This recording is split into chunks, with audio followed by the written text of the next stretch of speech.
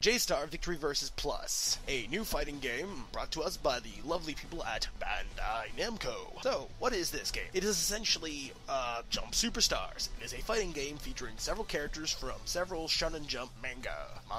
Yeah. Okay, anyways, you basically control several different characters, and there is a campaign mode, which, to be honest with you, I felt was weak. This is probably one of the weakest campaigns I have ever encountered in a fighting game. You basically navigate around the world in a giant ship in a tournament known as the Jump Tournament, where basically you've got to go around collecting these hero emblem fragments. Once you've collected them all, you can go back to the main tournament and compete for glory, which is kind of pointless because you're basically part of a fighting team.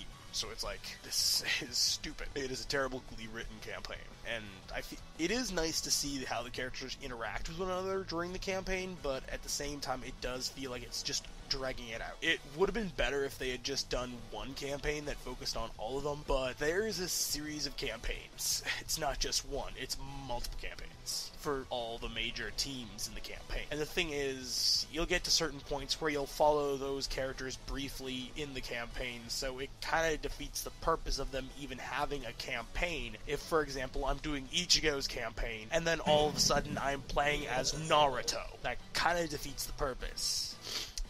Now, mind you, there are other characters from other anime, such as Dragon Ball Z, and Gin, Tama, and Lucky Man. Lucky Man is a weird series. But anyways, that's just the campaign mode. It's a bit of a disappointing mode, but, what about the other modes? They gotta be good, right? Otherwise you probably wouldn't have bought this game. And, yeah, they are actually. You've essentially got an arcade mode and a not-arcade mode, as it would like to refer to itself, I guess. Where basically the one mode's like you follow as a set series of paths and objectives where you've got to win under certain battle conditions. The other mode is straightforward, just a campaign. Well, now let me rephrase that. That mode is straight up just a campaign, basically. But it's a dumbed-down version of the campaign. Which, to be honest with you, I felt, after playing that, it really should have just been the campaign. They could have added all the story dialogue into it, and it would have been a much better experience for me as a player. But then again, I guess the reason they didn't is because the fact that in the middle of it, if you got bored with playing a particular character, you could just switch if you had unlocked another character while playing. So it's like, oh, I unlocked Vegeta. I don't want to play as fucking Jin, so I'm going to play as Vegeta now.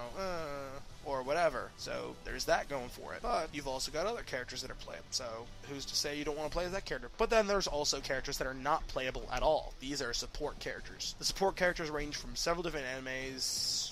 Some of them are a little more obscure than others. Some of them are like just outright mainstream characters, which you kind of wish were playable, but it's like, whatever, I don't mind that they're not playable at all. Then you've got the arcade mode. It's just an arcade mode. There's nothing special about it. It's, you go through a series of fight after fight after fight, and they're all pretty challenging. But hell if I be damned that I lost a lot. Not due to my own incompetence, but due to my AI partners. So be forewarned of that. You want to have at least a decent character assigned to your AI companion. Preferably a character that you know will be super cheap and spam a particular move a lot that will keep enemies away from them. I'd probably recommend a character with ranged attacks, mostly.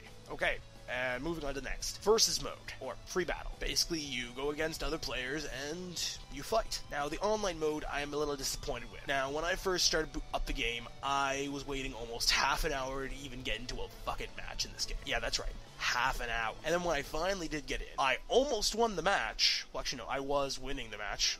I say almost, only due to the end result of the match, where right as I was on the victory screen, like literally winning, my opponents literally rage quit, and because the fact that they quit, I didn't win. The game basically counted that as, that fight didn't happen, even though it was like literally just on the score calculation screen saying, you win, here's what you win for winning, and it's like, that's just kind of a big cock slap to the face. It's not pleasant, and I kind of wish I got that time back, because technically I did win. It's irritating, really. Now, ranked matches are another story where basically you wind up with people manipulating the system, in a sense, because there's so few players playing online, where you'll wind up with one guy who deliberately lets himself lose. I've had this happen at least 2 or 3 times while I've played ranked matches, where I had my AI partner literally running into the enemies and deliberately just standing there letting the AI, well, not AI, but the other players beat beat on him. I try to fight them off, and then basically the two of them gang up on me, and my partner does nothing but sit there and look pretty, and then waste our support character, so they're basically useless. But when you do wind up in an actually serious match, it can be pretty fun, and very intense. I'm pointing that out there that some players are basically just complete dickheads who will manipulate and take full advantage of an unfair matchmaking system. Now, I've only had this problem with the PS4 version. I have not encountered this problem in the PS3 or Vita versions of the game, respectively.